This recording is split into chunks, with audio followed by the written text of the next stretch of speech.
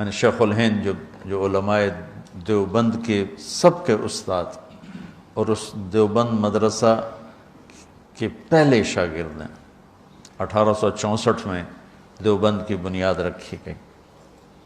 اللہ تعالیٰ ان علماء حقانی کو جزائے خیر عطا فرمائے۔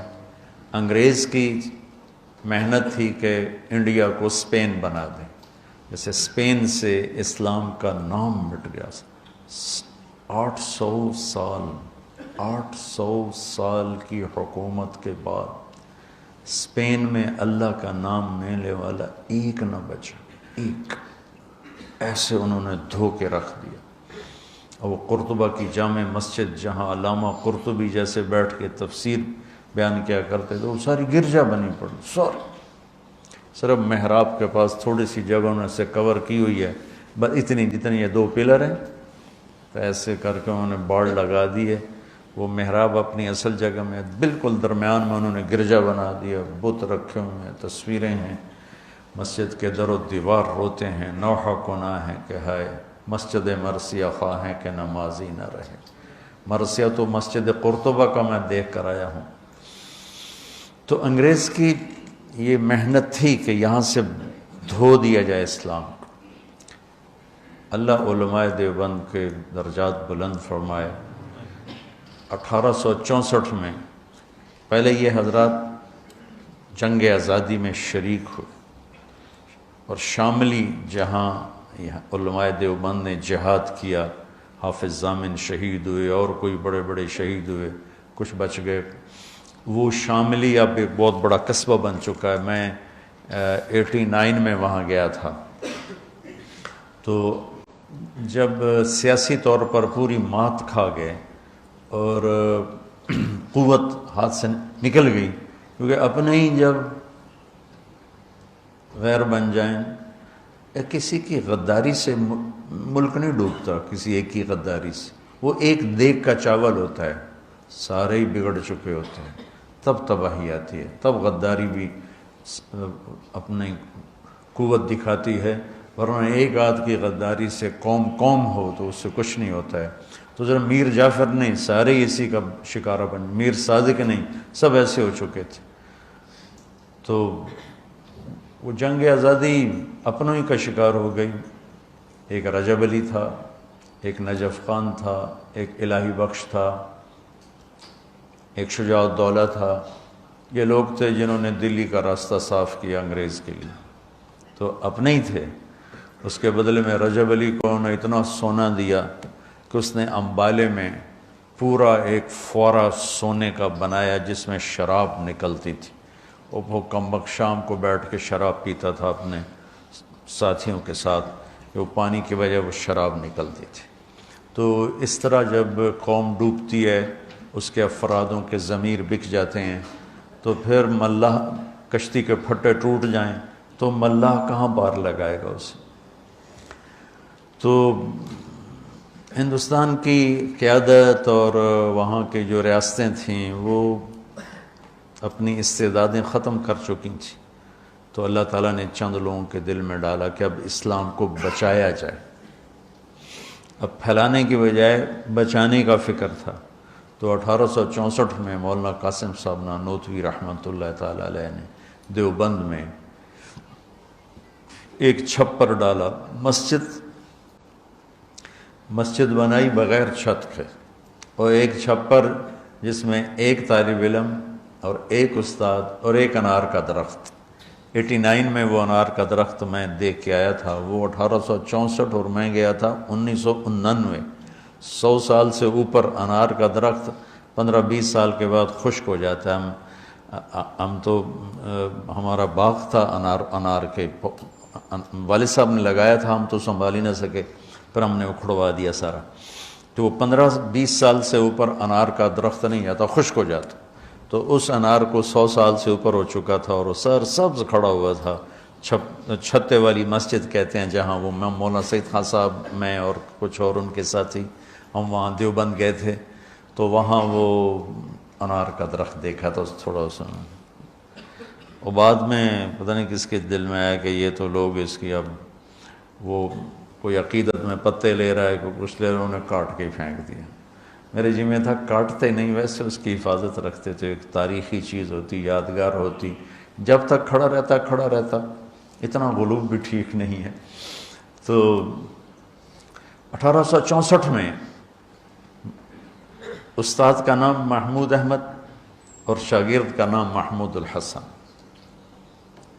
اور کسی کو نہیں پتا کہ کتنی بڑی تاریخ بننے والی۔ مولانا ظفر علی خان رحمۃ اللہ علیہ بہت بڑے شاعر گزرے ہیں، زمیندار اخبار نکالتے تھے، ان کا شعر ہے: شاد بادو شادزی اے سرزمین دیوبند، ہند میں تو نے کیا اسلام کا جھنڈا بلند۔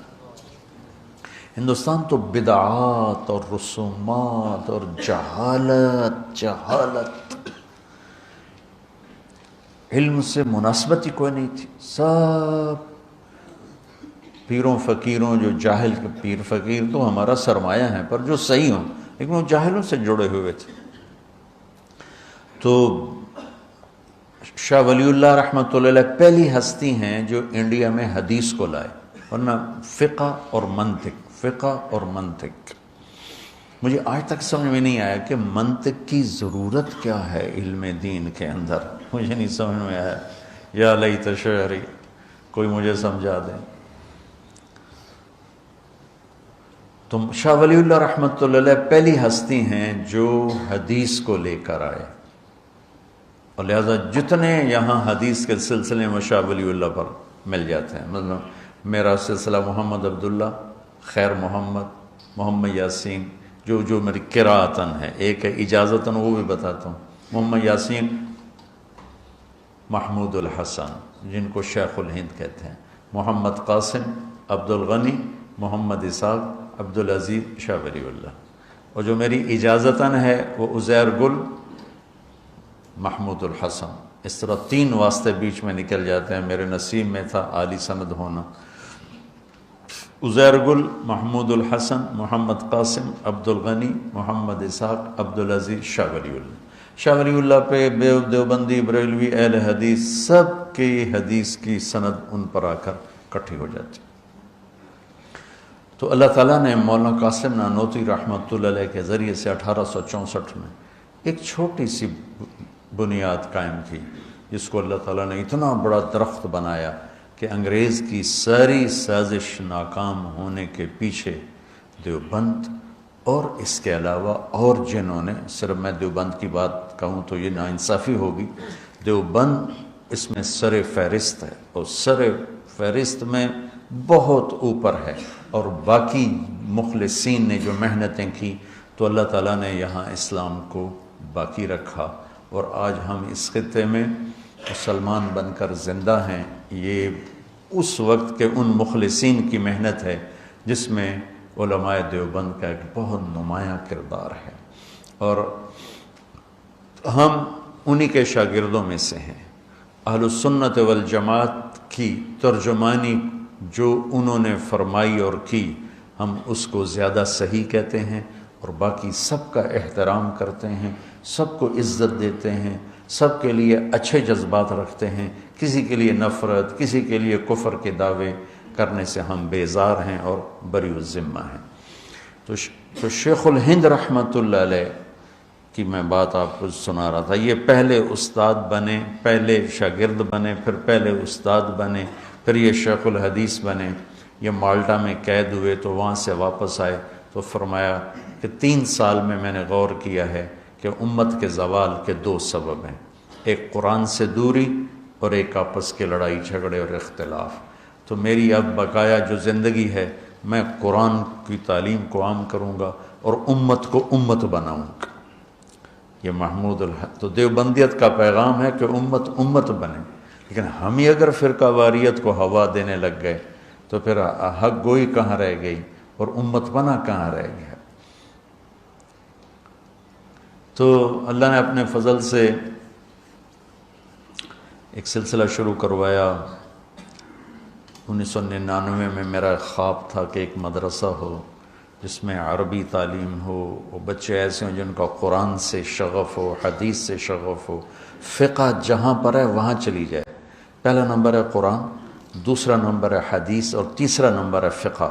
ہم نے الٹا کر دیا ہے، پہلا نمبر پہ فقہ ہے اور پتہ نہیں قرآن کس نمبر پر ہے اور حدیث کس نمبر پر ہے۔ فقہ غالب ہو گئی ہے، ہم فقہ سے بے نیاز نہیں ہو سکتے، لیکن ترتیب تھوڑا بدل دیں کہ پہلے قرآن ہو، پھر حدیث پاک ہو، پھر فقہ ہو، اب ہم قرآن سے زندگی سیکھیں، حدیث پاک سے زندگی سیکھیں۔ تو یہ جو میں نے رمضان میں چند دن نیت کی ہے کہ کچھ بات آپ کے سامنے لاتا رہوں گا کہ قرآن ہمیں زندگی کیسے سکھاتا ہے۔ میں پورا قرآن نہیں بیان کر رہا نا، میں اتنا بڑا علامہ ہوں کہ پورا قرآن بیان کروں، جو اس میں سے زندگی کے درس اور سبق ہیں وہ آپ کو بتانا چاہتا ہوں۔